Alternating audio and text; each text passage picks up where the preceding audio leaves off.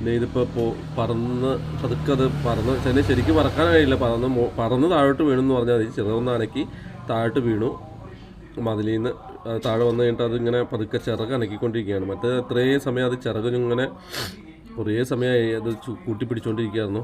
അപ്പോൾ അന്നേരം ആ ചിറകിനൊന്നും എന്നതിന് പറഞ്ഞത് അതിന് ഈ ഒരു ഫിനിഷിംഗ് ഒന്നും നമുക്ക് അന്നേരം ഫീൽ ചെയ്യില്ലായിരുന്നു. മനസ്സിലായി, നിങ്ങൾക്ക് നോക്കിയാൽ മനസ്സിലാവും.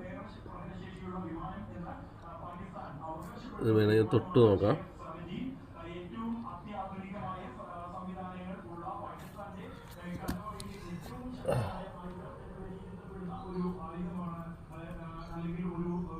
വീണ്ടും തണലത്തേട്ട് മാറ്റി കേട്ടോ, നല്ല വെയിലുള്ള സ്ഥലമാണ്.